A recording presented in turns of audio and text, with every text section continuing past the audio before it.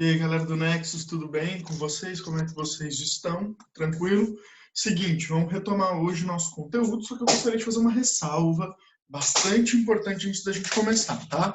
Olha só, como vocês sabem, eu trabalho com vocês História do Brasil e História da América. Inclusive, nós vínhamos trabalhando muito História do Brasil, né? Fazia tempo que a gente não falava de História da América. Então, o que nós vamos fazer hoje? Hoje nós vamos voltar a falar de História da América, beleza? Mas para poder falar bonitinho de História da América, temos um problema, porque isso não está seguindo, o livro não segue a sequência que nós da escola seguimos exatamente. Portanto, o que é a dica que eu dou para vocês? Agora, esse conteúdo ele já está no livro 5, na frente de História Geral, no módulo 38, tá certo? Mas é tranquilo, vocês vão lá, peguem o livro, peguem ou mesmo lá no site do COC, e a gente vai arrebentar. Tranquilo? Então, bora começar. Vamos lá, vamos hoje falar de um conteúdo bastante interessante, que é a independência das 13 colônias e a formação dos Estados Unidos da América. É um tema que eu acho bastante interessante e que eu acho que ajuda a gente a entender todos os processos históricos, né, que levaram a se tornar uma das maiores, se não a maior potência do mundo. Com certeza é a maior potência do mundo, mas também que parece ficar muito tempo no poder, né? Uma potência não só econômica, mas também cultural, uma potência também militar, uma potência também política, né? Então a gente tentar entender como é que se deu a formação desses Estados Unidos da América. Depois a gente vai trabalhar a independência da América Espanhola. E aí eu já até mandei para vocês, isso é muito importante, eu mandei para vocês uma listinha de exercícios, certo? Tá lá no site junto com esses slides. Só que um detalhe, a lista de exercícios que eu mandei é uma lista de independência das Américas, ou seja, América Espanhola, Haiti e Estados Unidos. Portanto, o que eu peço a vocês? Quando forem lá olhar, façam, depois de assistir essa aula, façam a lista. Só que apenas até o exercício número 10, tá certo?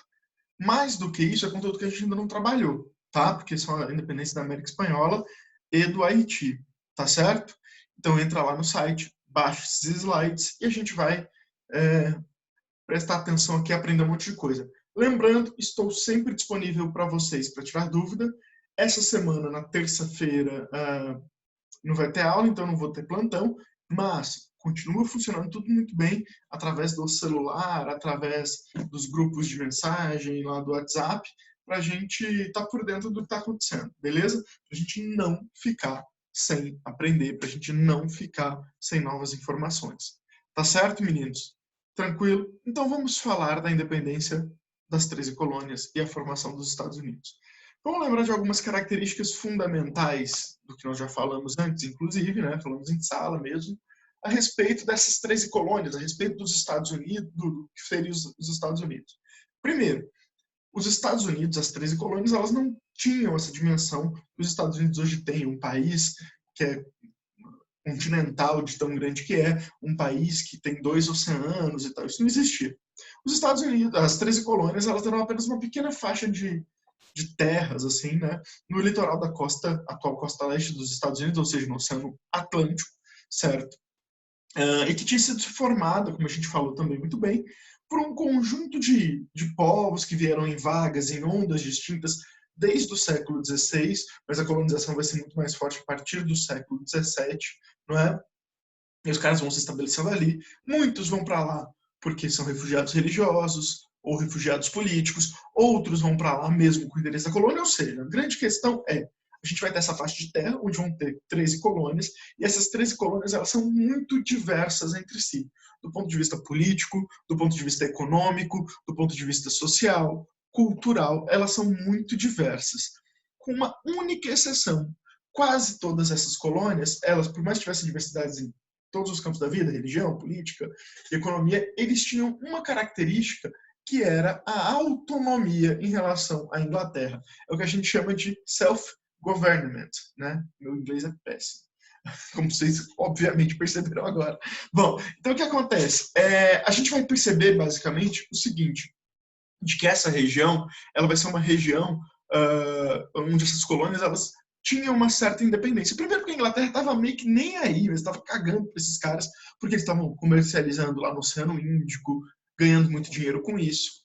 Segundo, porque essa galera aqui eram considerados párias, porque sua grande maioria não seguiam a religião oficial do Estado, a religião anglicana. E também porque não tinha grandes riquezas aqui na região. Então esses caras estão meio que tipo, ignorando. Esquece, não estou nem aí porque está acontecendo ali nas 13 colônias, deixa de lado. Muito bem, muito bem, muito bem, funcionava assim. Então, esses caras acabavam se autogovernando. E o que é interessante é que as leis que regiam a Inglaterra eram as mesmas leis que regiam as 13 colônias. E aí é sempre muito bom fazer comparações entre as colonizações inglesa, espanhola e portuguesa para a gente entender melhor. Isso é uma diferença crucial entre as duas formas de colonização, a inglesa e a ibérica, portuguesa e espanhola. Por quê? Nessa região do mundo, como os ingleses não estavam nem aí para o que estava acontecendo, porque não tinha riquezas, o que os ingleses fizeram? Eles não criaram leis especiais para as colônias. Já nas ordenações do reino, que eram uma espécie de constituição portuguesa lá feita pelos reis absolutistas, lá nas ordenações do reino, você tinha leis específicas para a colônia. Então, quando a gente vê uma certa autonomia, uma certa independência, ela também se dá nesse sentido legal, que é o quê? Olha, as leis que regem a vida dos colonos na América Inglesa são exatamente as mesmas leis que regem a vida do inglês na Inglaterra mesmo, certo? Agora, uma outra característica que é muito interessante aqui é a questão da religião. Os Estados Unidos, até hoje, de certa forma, são um país de religiosidade muito intensa, né? A maneira como eles organizam, o valor que eles dão para a religião na vida prática, cotidiana, de uma moralidade religiosa é muito forte. Isso, obviamente, tem a ver com a formação do país, um país que foi formado por refugiados religiosos, né? Então, essa grande característica que é, então, é diverso, tá? Tem um governo interno que se organizava, mas também esse governo muitas vezes está misturado com questões religiosas, ainda que cada colônia tivesse uma religião. Você tem colônias como a Pensilvânia de um cristianismo tradicional, quaker, você tem Maryland, que é uma colônia católica, você tem a Virgínia, que é uma colônia protestante, e assim sucessivamente, tá certo? Bom, então a primeira coisa é essa. Segundo, lembra que tem uma certa autonomia, a Inglaterra está pouco se lixando? Então, aqui vai ter uma consequência interessante. Aqui vai circular, e muito bem, as ideias iluministas lá do século XVIII. Então, aqui no século XVIII, nós estamos começando a falar de século XVIII mesmo, né? A independência das 13 colônias é em 1776, ou seja, no século XVIII. No século XVIII, o século das luzes, o século que vai criar as ideias iluministas, não é? Essas ideias vão rapidamente chegar aqui na América Inglesa. Por quê? Primeira coisa fundamental. Olha só, muitos dos que vieram para cá, para a colônia americana, né? Eles eram puritanos. O que é ser puritano? Puritano é ser calvinista, tá? Esse é o nome de calvinismo. É como os calvinistas são chamados na Inglaterra. E o calvinismo, ele acredita na teoria da salvação através da predestinação. Beleza. Mas para você ser predestinado, né, basicamente é porque Deus sabe que você vai ter fé. Então, basicamente é isso. Então, mistura também com o luteranismo nesse sentido. E o que é importante? Como é que esse cara vai despertar a fé dele? Mesmo que Deus saiba se vai rolar ou não antes, tá? Mas como é que esse cara vai despertar a fé dele? Ele tem que ler a Bíblia. Então, vai haver, a partir do luteranismo e do calvinismo, ainda lá no século XVI, um incentivo à educação. Inclusive para as mulheres isso é muito importante, porque pela primeira vez as mulheres passam a ser educadas sistematicamente nessas regiões protestantes, certo? Bom, o que acontece então? As mulheres, mas também os homens começam a ler, e isso favorece o desenvolvimento de um ambiente mais intelectualizado. Então você tinha uma circulação de livros muito mais intensa nas colônias da América Inglesa do que você tinha na América Portuguesa. A América Espanhola também tinha bastante, apesar da presença da Inquisição vigiando, mas era menor a vigília do que era na América Portuguesa, tá? Bom, então na América Inglesa tem um monte de livros de orientação iluminista circulando muito bem, funcionando muito bem e tudo mais. E esses livros circulavam ainda melhor porque não havia censura mesmo. Não havia estruturas de censura como você tinha na Espanha e tinha ainda mais em Portugal, certo? E por isso, e nas colônias desses países. Por isso, os livros circulavam muito bem e as ideias iluministas, ideias baseadas em princípios de liberdade, autonomia, etc., elas vão circular muito bem por aqui. Até aí, tranquilo, meninos? Beleza?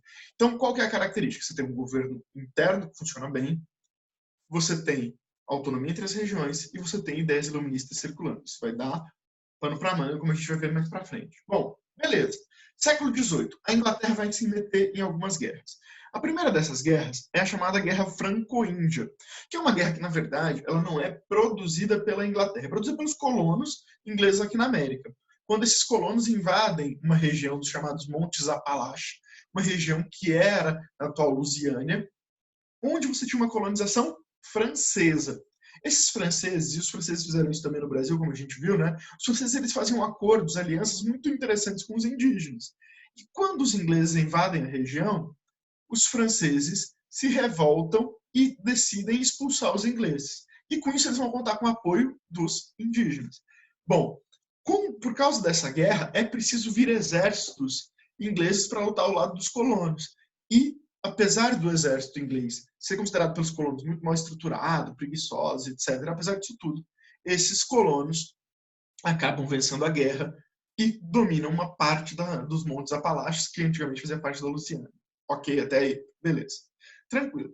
Uma outra guerra, e essa é muito mais importante, é a chamada Guerra dos 7 Anos. Tá? A Guerra dos 7 Anos é uma das guerras mais importantes do século XVIII. Extremamente importante mesmo. Para muitos historiadores, inclusive, considerada uma guerra de caráter mundial, como você pode ver nesse mapa aqui. Ó. Essas regiões em verde são as regiões que eram aliadas da França, né? Você vê ali a França. Deixa eu mostrar a França para vocês. Espera aí, cadê meu apontador a laser? Você vê a França aqui e seus vários aliados, não é? E tem a Inglaterra e seus vários aliados, inclusive Portugal e Brasil. Essa guerra entre França e Inglaterra é uma guerra que vem primeiro de uma história de animosidade muito antiga, né? A gente tem esses países em guerras lá no século XIV, Guerra dos 100 Anos e tal, e que eram duas potências europeias que estavam sempre em disputa política, econômica, social, em todos os aspectos, beleza? Mas o que é mais interessante é que no século XVIII, esses países vão entrar em guerra, em conflito, devido à expansão imperialista desses dois países, primeiro, sobretudo, na América do Norte. Essa região aqui, ó, do Atlântico Norte, né, estava em disputa por eles para ver quem dominaria quem teria territórios, quem teria o monopólio comercial da região. Ou seja, a galera aqui da Lusiânia, né, francesa, e as 13 colônias inglesas eram também o centro do debate. Sem contar ainda a disputa de territórios, tanto no norte da África, quanto também no sul da Índia, no sul da Ásia, beleza? Então havia uma disputa ali, mas sobretudo, a principal região, Atlântico Norte, mas também essas outras. Bom, olha, essa guerra é uma guerra que foi relativamente longa, né, 7 anos, e sai ainda com a vitória inglesa de novo. A Inglaterra sai vitoriosa da Segunda Guerra contra a França. Só que isso significa o quê? Que do ponto de vista econômico, do ponto de vista financeiro, a Inglaterra está completamente destruída. E o fato dela estar financeiramente destruída significa o quê? Que ela precisa de uma nova fonte de renda. Qual a fonte de renda que eles vão achar? Isso mesmo, os colonos. Vamos cobrar impostos dos colonos. Lembra que existiam leis exatamente iguais para os ingleses e para os colonos? Agora a coisa muda. Começam a surgir impostos exclusivamente coloniais. E esses impostos aqui, nós vamos falar primeiro dessas 3 leis, desses 3 impostos, que vão garantir essa mudança. A primeira delas é a chamada Lei do Açúcar. E o que é a Lei do Açúcar? É um conjunto de novos impostos, sobretudo a um dos principais produtos da América inglesa, o melaço, mas também o vinho, sebo e café. Por que o melaço? Lembram do comércio triangular? Você pegava o melaço nas Antilhas, levava para as 13 colônias, transformava em rum, que levava para a África, trocava por escravos, e voltava para as Antilhas e fechava o ciclo, não é? A gente falou sobre isso. Qualquer coisa, se quiser, tira dúvida comigo depois também sobre isso, tá bom? Bom, beleza. Esse produto era muito importante e agora ele começou a ser mais taxado. Para piorar, ainda não podia comprar o melaço de quem quisesse. Os colonos eram obrigados a comprar o melaço apenas das Antilhas inglesas, que obviamente, se eles são o monopólio agora, eles vão cobrar o preço que eles quiserem mais caro. Isso vai ser um balde de água fria nesses comerciantes, sobretudo do centro das 13 colônias e do norte. Isso vai já gerar uma certa animosidade e tudo mais. Beleza. No ano seguinte, mais uma lei, chamada Lei do Selo. A Lei do Selo era uma lei que dizia o seguinte: todo e qualquer impresso ou documento que circular na colônia tem que vir com o selo da coroa. E esse selo você compra junto ao governo, ou seja, você paga um imposto para isso. Então você vai mandar uma carta de selo, mas não só isso. Você vai produzir um livro, você precisa de selo. Você vai fazer baralho, até carta de baralho vem com esse selo e tudo mais. Ou seja, aumentava-se radicalmente o custo de vida da colônia aqui. Tudo ficava muito, muito, muito mais caro com essa lei do selo também. A terceira lei importante é a lei do chá. Olha só, meninos, uma coisa importante. Esses colonos, eles compravam uma grande quantidade de chá diretamente na Índia. Isso fazia parte da cultura americana, hoje em dia não faz mais parte, né? Hoje em dia os americanos tomam muito café, inclusive um café horroroso, aguado. Quem já tomou café no Starbucks sabe que não presta, né? Mas o copinho é legal, seu nomezinho lá e tal. Bom, o que acontece? Eles tomavam muito chá, né? Inclusive por influência da Inglaterra, tal. Na Inglaterra se toma muito chá. E eles compravam esse chá diretamente na Índia mesmo, país Índia, certo? E traziam esse chá para lá, muitas vezes até em navios dos próprios colonos, não eram nem navios ingleses. Beleza, o que acontece? Com a lei do chá, vai haver uma mudança drástica e radical. Por quê? Primeiro, vai aumentar o preço do imposto sobre o chá. Então, você está vendo que aumentou o imposto sobre tudo, né? Bom, a primeira coisa é essa, aumenta-se o imposto sobre o chá. Segundo, esse chá agora vai ter um monopólio. Uma empresa inglesa, chamada Companhia das Índias Orientais, por favor, não confundir com a holandesa, tá? Essa é uma empresa inglesa. A Companhia das Índias Orientais vai ser a única empresa que pode comprar o chá lá na Índia e distribuir para o resto do mundo, inclusive, sobretudo, para as 13 colônias inglesas. Isso vai causar uma grande revolta nessa população, que já estava cansada de ter o aumento dos impostos. Lembra, esses caras são autônomos. É uma coisa muito interessante. Eu sempre uso uma metáfora que é o seguinte: imagina assim, você nunca apanhou do seu pai, aí você completa 23 anos, e seu pai fala: não, você vai sair hoje e te dar uma surra. Você se revolta muito mais, não é? É isso que está acontecendo aqui, sacou? Esses caras sempre foram independentes, mas de repente falam: não, agora eles vão pagar mais sobre o melaço, vão pagar nos impressos e vão pagar mais pelo chá. Isso vai revoltar a população americana, e por isso que a grande primeira revolta, a primeira independência vai ser dos Estados Unidos, né? E essa revolta ela vai ficar famosa com a chamada Festa do Chá de Boston. Bom, esse é um nome que vai só pegar mesmo no século XIX, no século XVIII eles não usavam esse nome, né? Mas basicamente é o quê? Seguinte, você vai ter 150 colonos, 150 pessoas de Boston mesmo, Boston é uma cidade costeira, né? Que vão lá no porto de Boston vestidos de índio, tá? Mohawk, vão lá se vestir de índio, vão invadir os navios e vão quebrar alguns navios. Mas os navios de chá, sobretudo, eles vão pegar 3 desses navios, vão pegar todo o carregamento de chá e vão lançar ao mar.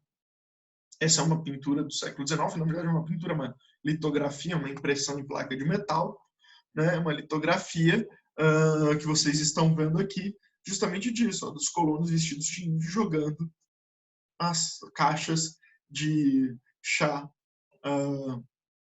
no mar. Bom, se eu estivesse lá na aula presencial, eu ia perguntar para vocês: meninos, por que esses caras se vestiram de índio para subir no barco e roubar o navio e jogar o chá fora? Por que eles não foram vestidos de colono mesmo? Aí algum aluno no centro falou: professor, que era para disfarçar, ninguém soubesse que eles eram os colonos. Claro que não, né? O fenótipo é muito diferente. É obviamente identificável que eles não são de fato índios. Então qual seria a questão?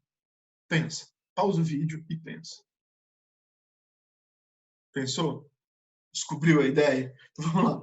Qual que é a grande questão por trás disso? Basicamente, a grande questão é o seguinte: é porque quando eles se vestem de índio, eles estão se declarando como indivíduos diferentes dos ingleses.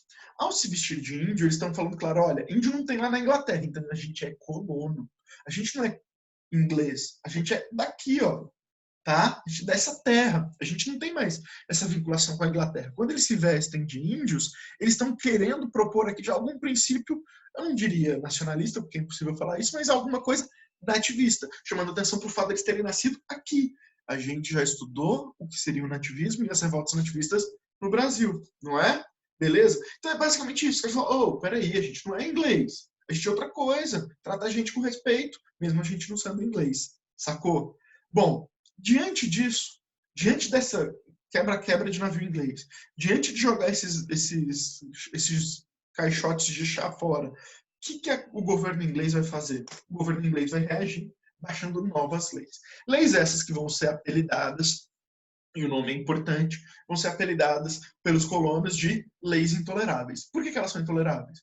Porque não dá para suportar essas leis, tanto que elas eram reacionárias, tanto que elas determinavam um processo de recolonização da Inglaterra. Então, as leis intoleráveis são o quê? São um conjunto de leis que vão ser baixadas pelo parlamento inglês, cujo objetivo é reaver tudo que foi destruído ali na festa do chá de Boston, mas também iniciar e retomar um processo de colonização aos moldes mais ibéricos mesmo, de controlar a vida do colono muito mais de perto do que os ingleses faziam antes. Beleza?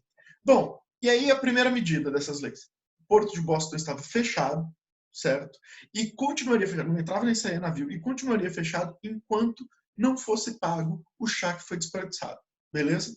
Segundo, Massachusetts, uma colônia, era transformada em colônia real, e mais do que isso, uma colônia militar estava ali, mandava-se um monte de soldados para Massachusetts para poder proteger o território frente a novas revoltas como essa que a gente acabou de ver. E ainda determinava que estava proibida toda e qualquer manifestação contra a metrópole. Olha só, meninos, esse conteúdo, né, e quase todas as coisas que eu falo para vocês de história dos Estados Unidos, eu me baseio na obra de um historiador, que é um historiador hoje meio pop, meio famoso, professor da Unicamp, historiador da América, historiador das religiões, que é o Leandro Carnal.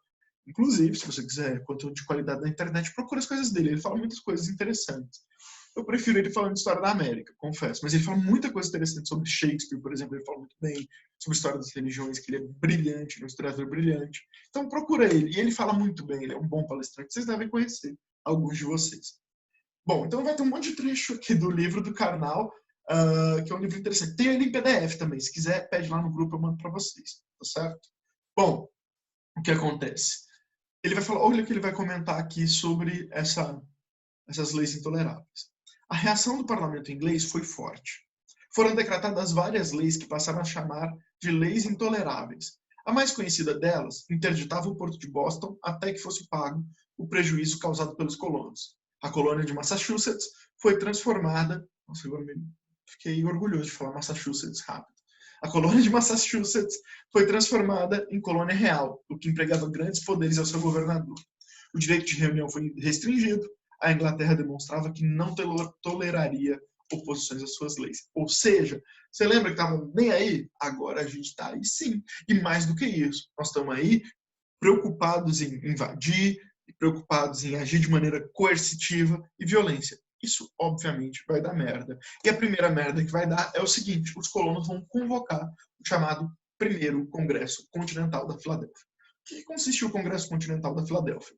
Representantes das 13 colônias vão se reunir na Filadélfia e vão fazer uma espécie de congresso colonial, de congresso continental. Lembra que a Inglaterra é uma ilha, né? Então eles estão opondo o continente à ilha da Inglaterra, do Reino Unido e tal. Bom, o que eles vão fazer então? Basicamente vão se reunir e ali eles vão falar, olha, a gente precisa dar um jeito de resolver esse problema.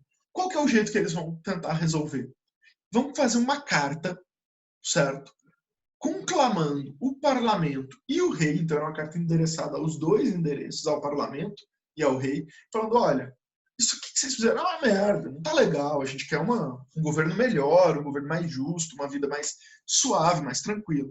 A gente não quer mais isso, beleza? Bom, o que é interessante aqui é o seguinte, olha, tô voltando aqui, olha, um dos primeiros tópicos que eu chamei a atenção para vocês, diversidade interna nas colônias e autonomia. Pela primeira vez, esses caras sentam numa mesma mesa para discutir coisas em comum. Ou seja, o que começa a se apresentar aqui é que as divergências internas entre as 13 colônias começam a diminuir, tá? Então começa já a gerar um germe de Estados Unidos. Você já tem um símbolo que é o índio, você já tem aqui a primeira união desses caras, começa a se formar esse universo que vai dar origem, vai gestar os Estados Unidos da América. Beleza? Bom, aí chega a carta lá na Inglaterra. O rei pega, olha, o parlamento pega e fala, vamos obedecer, vamos deixar a vida mais tranquila desses caras. Claro que não. A reação é, esses caras vão se revoltar. E já que eles vão se revoltar, vamos reprimir esses caras mais rápido. Manda um monte de soldados para cá, sobretudo para Massachusetts. Sobretudo com o intuito de atacar os depósitos de armas mais importantes da colônia, né?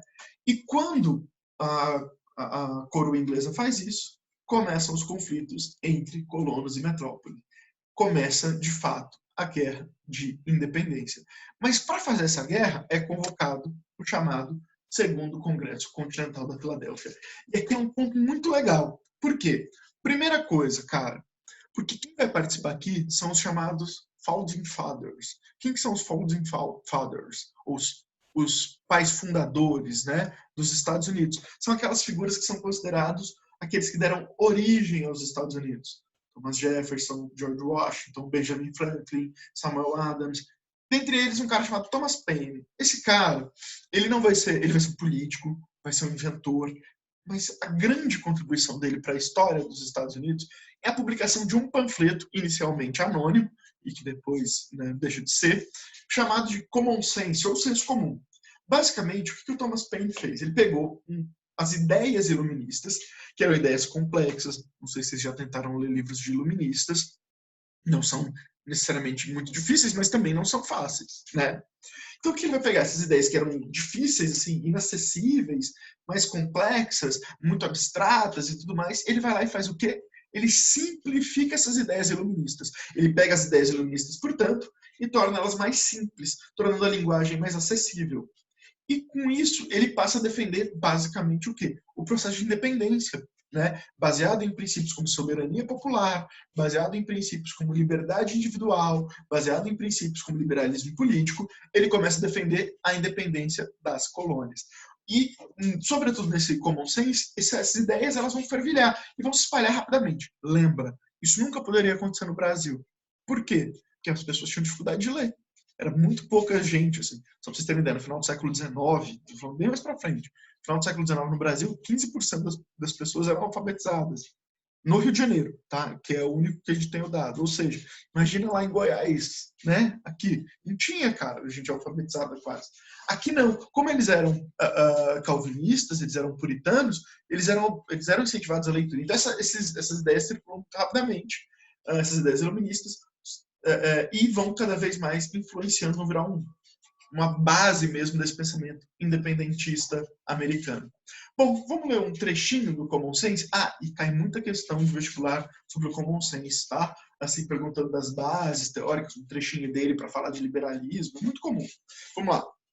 A Inglaterra é, apesar de tudo, a pátria-mãe, dizem alguns. Sendo assim, mais vergonhosa resulta sua conduta. Olha como ele bate na Inglaterra. Porque nem sequer os animais devoram suas crias, nem fazem os selvagens guerras às suas famílias, de modo que este fato volta-se ainda mais para a condenação da Inglaterra. Ou seja, se a Inglaterra é pátria-mãe, que pátria madrasta, né, que ela está sendo. Com efeito, este novo continente foi asilo dos amantes perseguidos da liberdade civil e religiosa de qualquer parte da Europa. A mesma tirania que obrigou os primeiros imigrantes a deixar o país segue perseguindo seus descendentes. Ou seja, a Inglaterra é uma tirana, vamos se libertar dessa tirania. Bom, continuando aqui o Segundo Congresso Continental da Filadélfia, começa também a se formar o Exército Continental. E nesse caso, um homem vai ser o grande líder, o grande general, que é George Washington. George Washington era um fazendeiro sulista, né, que vai receber esse soldado, vai receber esse efetivo militar e vai muito rapidamente se destacar. Vai começar a organizar o exército. Olha o que o Leandro Carnal fala sobre isso. Foi organizado o Exército Continental, uma força regular a cargo de Washington. Porém, a guerra de... Olha isso, que importante. A guerra de independência é também fruto das lutas das milícias, ou seja, grupos mais ou menos autônomos de colonos que faziam atos de sabotagem contra o exército inglês. Nessa época, desenvolve-se uma noção muito importante para os Estados Unidos, os Minutemen. homens que deveriam estar prontos para defender-se a qualquer minuto dos ataques da Inglaterra, sendo os verdadeiros cidadãos em armas. Duas dicas agora. Uma eu lembrei agora e a outra estava programada mesmo para falar. A primeira que estava programada para falar, assista um filme chamado O Patriota, tá? Que é um filme que conta um pouco dessa estrutura mesmo, desses homens que vão, dessas milícias que vão atacando e minando as forças inglesas. Filmaço, tá? O Patriota, Mel Gibson. Muito, muito legal. E um outro eu lembrei agora, não tem nada a ver com esse conteúdo, mas chama-se, tem uma parte que fala sobre os Minutemen, que isso aí é quando você estiver querendo relaxar. Leia, é quase que obrigatório, moral, um quadrinho chamado Watchmen, tá? Uma das principais obras de literatura da língua inglesa do século XX. Não sou eu que falo, tá? Um monte de lista internacional falando isso. Uma história em quadrinho brilhante, e que tem uma parte lá, quem lê vai entender por que eu lembrei disso quando falou dos Minutemen. Tá certo? Bom, mas vamos lá. E aí, os próprios Segundo Congresso Continental da Filadélfia vai declarar a independência dos Estados Unidos. Percebe uma coisa. Foi assinado lá no dia 4 de julho, né? O documento em si foi escrito pelo Thomas Jefferson. Mas o que acontece aqui? O que esses caras estão fazendo é declarando legalmente a formação dos Estados Unidos. Olha, juridicamente surgiu os Estados Unidos. Mas surgiu mesmo? Não. Porque eles não venceram a guerra. Né? Então, em 1776, nasce no papel a independência dos Estados Unidos. Agora a gente falta falar do quê? Das guerras de independência. Né? Como é que vai se dar esse processo de guerra de independência? Mas antes, vamos ler um trecho extremamente interessante do início, o preâmbulo ali da Declaração de Independência dos Estados Unidos, escrita pelo Thomas Jefferson. Hoje eu estou lendo muitos textos porque são importantes para a gente entender esses processos, tá? Vamos lá. Nós temos essas verdades como evidentes por si mesmo. Que todos os homens nascem iguais, que o seu Criador os dotou de certos direitos inalienáveis, entre os quais a vida, a liberdade e a procura da felicidade. Para garantir esses direitos, os homens instituem entre eles governos, cujo justo poder emana do consentimento dos governados. Que se um governo, seja qual for a sua forma, chega a não reconhecer esses fins, o povo tem o direito de modificá-lo ou de aboli-lo e de instituir um novo governo, que fundará sobre tais princípios e de que ele organizará os poderes segundo as formas que lhe parecem próprias para garantir a sua segurança futura. Cara, esse trecho é tão maravilhoso. Por quê? Porque ele mistura muitas coisas interessantes. Primeiro, todos os homens nascem iguais. Isso é um princípio fundamental do pensamento iluminista. A igualdade jurídica entre os homens, né?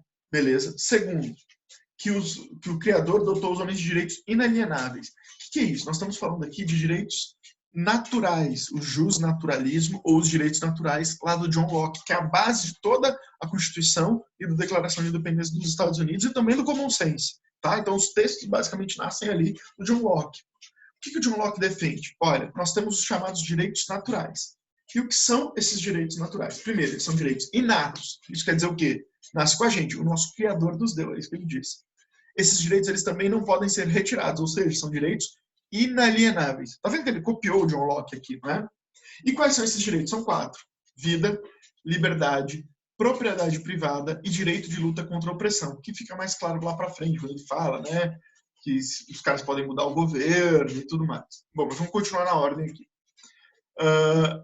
Que para garantir esses direitos, os homens constituem entre eles governos. Isso aqui é o quê? O chamado contrato social do Locke, também do Rousseau, um pouco diferente no Thomas Hobbes, mas sobretudo aqui é o contrato social lockeano e russoniano, certo? Os homens se organizam e fazem poder. Só que, aí olha que doido, cujo justo poder emana do consentimento dos governados. Isso aqui é um outro conceito importantíssimo. Que conceito é esse? Não é? É a chamada soberania popular. Né? O poder emana dos governados, o poder emana do povo. Beleza? Certo? Ou seja, são basicamente os princípios liberais, os princípios iluministas aqui, lidos ao pé da letra e aplicados nesse documento. Tá certo, meninos? Até aí? Tranquilo? Bora para frente que a gente vai agora falar das guerras. As guerras, basicamente, são a guerra entre patriotas, como ficaram chamados os colonos, né? E os casacas vermelhas ou camisas vermelhas, né? Redcoats, depende de como você faz a tradução. Que eram os caras da metrópole, os reinóis. Reinóis é quem vive na metrópole, quem veio da metrópole. Certo? Bom, então basicamente a guerra de independência é entre colonos, patriotas e casacas vermelhas, reinóis. Bom, mas essa guerra, ela tinha dois problemas, tá? Para os patriotas. Como guerrear, como fazer guerra, como garantir uma guerra que a gente possa sair vitoriosa. Só que tem um problema.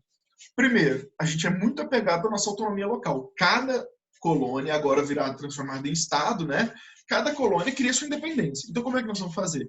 Cria-se um sistema chamado de federalismo. Lembra o que é o federalismo? Federalismo, basicamente, consiste no quê?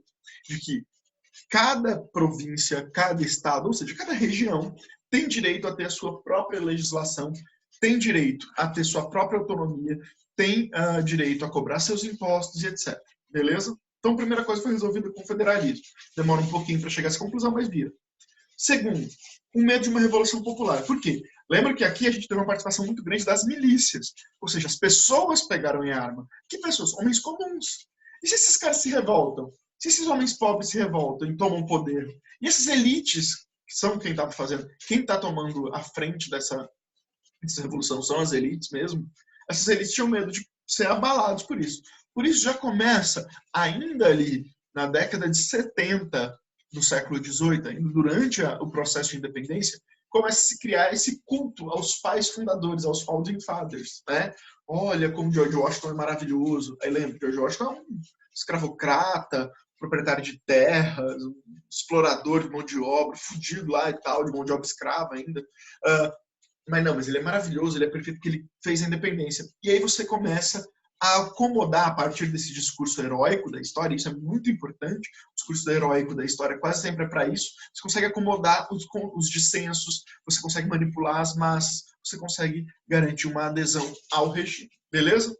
Bom, outra coisa importante, aqui também nós teremos apoio de inimigos históricos da Inglaterra. Os inimigos da Inglaterra, que odiavam a Inglaterra, viram que os colonos americanos estavam se tornando independentes, vamos lá ajudar só para poder destruir cada vez mais a economia inglesa, fragilizá-la. Obviamente, eu estou falando de franceses, os principais aliados dos franceses, os espanhóis e também os holandeses. Por que holandeses? Porque os holandeses disputavam o mercado no comércio marítimo, tá certo? Beleza? Bom, duas batalhas. No começo, parecia, apesar da moral em alta dos colonos ingleses, eles tomaram um monte de... apanharam em várias batalhas, quase todas as primeiras batalhas foram derrotadas pelos colonos. A primeira grande virada vai ser a chamada Batalha de Saratoga, não é? Uma região mais ou menos próxima de Nova York, 14 quilômetros de Nova York, não é? Que é o momento em que o general Horatio Gates, general dos colonos, que tinha lutado pelo exército inglês e agora estava lutando pelo exército americano, ele consegue derrotar os ingleses e dar uma virada. A partir disso, a guerra vai rumando para o sul e vai chegar na última e derradeira batalha, Batalha de Yorktown, em 1781, onde nós teremos, de fato, a vitória dos Estados Unidos, muito por causa dos planos, dos projetos decretados ali pelo George Washington. Está chovendo, por isso que esse barulho insuportável, não tem muito que eu possa fazer aqui, tá? Bom, eu já estou gravando isso aqui quase meia-noite, porque foi o único momento que eu tive para minhas filhas dormirem, então, assim, esquece esse barulho chato. Não sei nem se vocês estão ouvindo, mas eu tô. E tá chato. Bom, então olha só, o George Washington vai lá, organiza para a guerra, consegue, de fato, organizar o exército dos colonos. Os franceses chegam, essa cena no filme O Patriota é até bonita, apesar de ser idealizada, heróica de novo. Né? E aí, eles conseguem, de fato, derrotar os ingleses, expulsar de vez os ingleses, e 2 anos depois, em Paris, é assinado um tratado chamado de Tratado de Paz de Paris, que é nada mais nada menos do que o reconhecimento da independência dos Estados Unidos pela Inglaterra. Agora a gente tem a formação oficial dos Estados Unidos. Então, olha só, quando é que os Estados Unidos surgiu? Alguns vão falar em 1776, por causa da Declaração de Independência. Outros vão falar 1781, por causa da Batalha de Yorktown. Outros vão falar 1783, por causa da Paz de Paris. E os três estão certos, dependendo do aspecto que você pega para pensar quando é que surge os Estados Unidos. Mas o que é mais interessante é que os Estados Unidos da América se transformam no primeiro país do mundo, que era uma colônia, e vira um país independente. E isso é extremamente revolucionário. Tá? Isso vai servir de modelo para os outros países a partir daqui. O próximo, Haiti, depois um monte de países na América vão se tornando independentes a partir deste modelo. Beleza? Bom, aqui nós temos a última batalha, a reedição de Cornwallis. Cornwallis era o líder do exército inglês na Batalha de Yorktown, né? Então ele está aqui rendido com os casacas vermelhas, estão vendo? Não é? soldados americanos de azul e tal, soldados franceses de branco, ou seja, foram derrotados, acabou, a independência foi feita. Beleza, feita a independência, e agora? Então, ó, 1781, 1783, acabou a independência. E agora? Vamos formar esse Estado. Para formar o Estado americano, a primeira coisa que você precisava era fazer uma Constituição. Então, o segundo Congresso Continental da Filadélfia, ele vai se transformar numa Convenção Constitucional da Filadélfia. Então, vão ter deputados de todas as colônias, das 13 colônias, que vão ali fazer um debate para propor uma Constituição para esse novo país que surgia. O que é interessante é o tempo de demora. Olha aqui. Né? Se a gente for pegar o Congresso Continental da Filadélfia, de 1775, a Constituição ela vai demorar 12 anos para ficar pronta. O que isso quer dizer? Né? Ou se você pegar ali da Declaração de Independência, 1776, 11 anos. Por quê? Lembra que eles, o Congresso teve uma certa unidade, mas havia muitas divergências internas. Então foi muito difícil. Isso vai dar para a Constituição americana, inclusive, uma característica que ela é muito sucinta. Diferente da nossa Constituição, que ela vai do detalhe do detalhe do detalhe e tal. Essa Constituição não, ela é muito sucinta. Ela deixa muitas lacunas que são resolvidas nos locais. É por isso que é uma Constituição federalista. A gente vai falar disso mais para frente. Bom, primeira coisa, uma Constituição, de novo, influenciada pelas ideias iluministas, de novo, sobretudo por John Locke, tá certo? Vai propor uma república presidencialista, tá? Federalista. Beleza, o que é um federalismo? Primeiro, federalismo significa que o governo ele é descentralizado. Você tem um governo central, a União, como é chamado nos Estados Unidos, mas cada estado tem suas leis próprias, né? Cada estado tem suas forças militares próprias. Hoje em dia isso não existe, mas já existiu, né? E cada estado pode organizar sua vida econômica do jeito que quiser, inclusive pedindo empréstimos no exterior, sem precisar passar pelo governo central, tá certo? O que é interessante, isso ficou muito claro, por exemplo, você pega, tipo assim, pena de morte nos Estados Unidos. Em tal estado tem, no estado tal não tem, certo? Isso é federalismo. Então, essa autonomia dos estados, isso é fruto dessas divergências iniciais ali, por causa do processo colonial, beleza? Segunda característica, agora já influenciado pelo Barão de Montesquieu, Charles de Montesquieu, também iluminista, filósofo iluminista, nós teremos a divisão tripartite do poder. Basicamente, nós temos o poder dividido em 3 poderes. Executivo, exercido pelo presidente, o legislativo, pelo Congresso bicameral. Você tem duas câmaras. A primeira câmara é a Câmara dos Deputados, dos congressistas, que eram chamados de representantes, e que são os caras que representam o povo. E você tem os senadores, que são os caras que representam o Estado, a União, certo? E você tem o judiciário representado ali pela Suprema Corte, ok?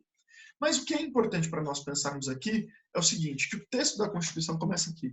Nós, cidadãos americanos, eu acho que eu coloquei, deve estar mais para frente. Eu coloquei esse trecho.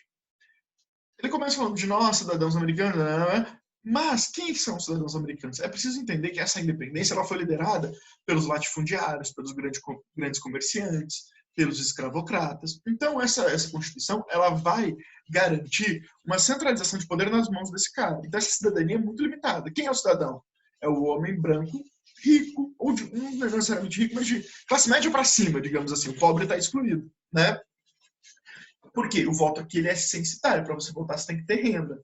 Segundo, esse voto é indireto. E é até hoje. Você vota no colégio eleitoral para eleger os delegados, e os delegados escolhem os presidentes. Né? Então, por exemplo, na última eleição, na eleição do Donald Trump não teve os mais votos, a maior parte dos votos, mesmo assim ganhou, porque ele ganhou pelo voto dos delegados, certo? Além disso, você tem a permanência da escravidão, excluindo os negros, inclusive os negros poucos da participação política eram proibidos, excluídos os indígenas, excluídos as mulheres. Ou seja, essa cidadania era extremamente limitada, tá certo? Meninos, eu coloquei aqui um vídeo que eu passaria em sala, mas aqui não vai dar, obviamente. Então assista esse vídeo, ó, tá aí a referência. Entenda como funciona o sistema eleitoral americano, TV Brasil, tal. Lá vai explicar como é que se dá esse processo eleitoral que já funcionava desse jeito ali, logo a partir da independência, beleza? E para a gente terminar, aqui o trecho que eu falei, inicial da Constituição dos Estados Unidos. Nós, o povo dos Estados Unidos, com vistas a formar uma união mais perfeita, ordenamos e estabelecemos a presente Constituição dos Estados Unidos. Aí vem as seções. Mas o que eu queria chamar a atenção é, nós, o povo, não é bem assim não, amigão. Na verdade, nós, homens brancos de classe média para cima, tá? O resto é tudo excluído. Beleza, galera? Olha só, a gente então vai encerrando esse conteúdo por aqui. Muito bom estar com vocês nesse comecinho de semana. Um abraço, um beijo a todos, valeu, valor, é nóis, qualquer coisa conte comigo, tamo junto. Tchau, tchau.